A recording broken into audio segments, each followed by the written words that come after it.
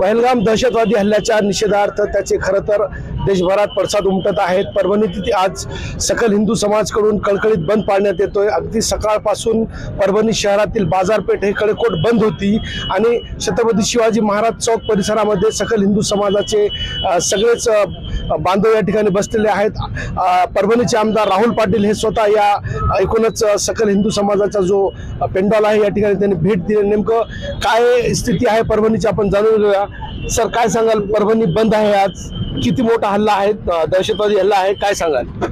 हा पहलगावचा हमला तसा पाहिला गेला तर भ्याड असा एक हल्ला करण्याचं काम पाकिस्तानवादी जे काही संघटना असतील, दहशतवादी संघटना असतील त्यांनी केलेला आहे। त्याच्या निषेधार्थ संपूर्ण देशामध्ये तसं पाहिलं तर बंद पाळला जात आहे। परभणीमध्ये सुद्धा कडकडीत बंद, परभणी शहर असेल, आजूबाजूचे तालुके असतील, सर्व तालुक्यामध्ये आणि शहरामध्ये संपूर्ण जिल्ह्यामध्ये त्याच्या निषेधार्थ कडकडीत बंद पाळण्यात आलेला आहे। सर्व समाजातील लोकांनी उत्स्फूर्त असा शांततेच्या मार्गाने हा बंद पाळलेला आहे।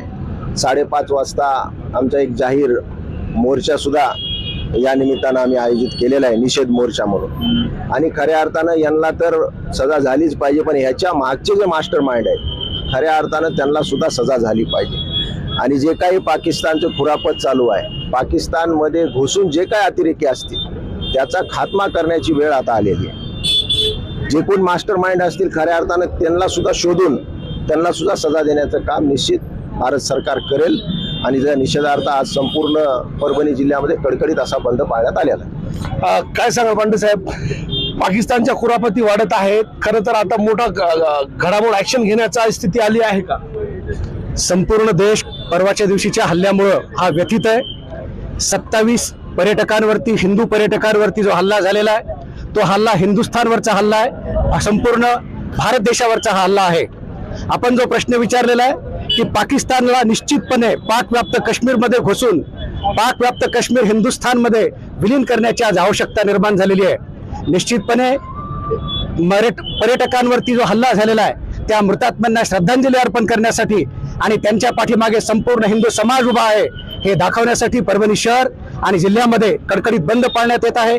आज सायंकाळी 5 वाजता शनिवार बाजारपासून कलेक्टर ऑफिस पर्यंत या मोर्चाचं आयोजन करण्यात आलेलं आहे।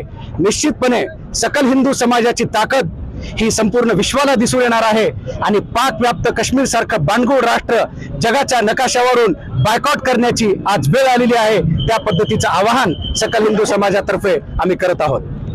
किती मोठा हल्ला आहे, देश संपूर्ण हादरून गेलेला आहे आणि पूर्ण देश एकवटलेला आपल्याला पाहायला मिळते। काय वाटते, खरंच पाकिस्तान विरोधात मोठी कारवाई करण्याची वेळ आली आहे?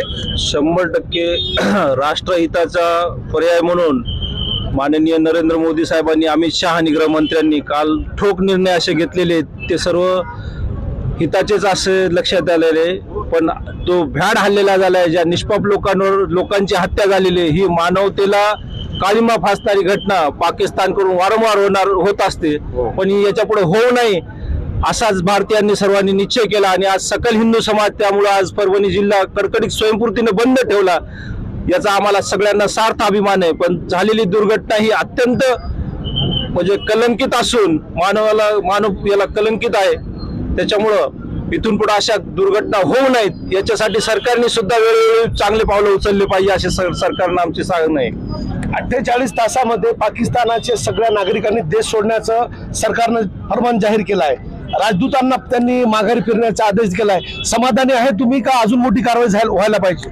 याच्यापेक्षा जास्त कारवाई व्हायला पाहिजेत, कारण की हे अभ्याड हल्ला जो आज झालेला आहे त्यामुळे त्याच्यावर जास्तीत जास्त कठोर कारवाई व्हायलाच पाहिजे।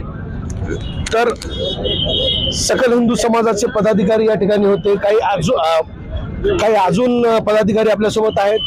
भाऊ, काय वाटते, पाकिस्तानामध्ये घुसून मारलं पाहिजे असं काल तुम्ही विधान केलं? भारत माता की वंदे। बघा, हा जो हल्ला झालाय हा कुठल्याही व्यक्तीवर नसून आपल्या भारत देशाच्या स्वाभिमानावर हल्ला झालाय आणि ह्या भ्याड हल्ल्याचा बदला निश्चितच घेतला पाहिजे।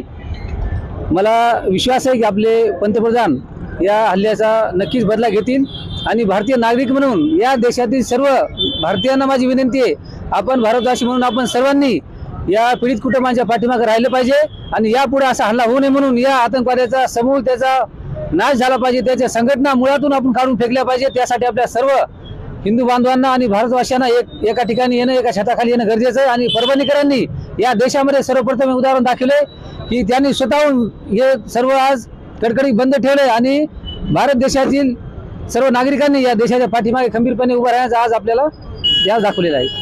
तर संतप्त भारतवासियांच्या भावना आहे। खरं तर सरकारनं जे पावलं उचलले ते स्वागतार्ह आहे, मात्र अजूनही कठोर कारवाई पाकिस्तान विरोधात करण्याची मागणी सामान्य भारतीय या ठिकाणी करताना आपल्याला दिसून येतोय। कॅमेरा पर्सन सय्यद खिजरसह नजीर खान, TV9 मराठी, परभणी।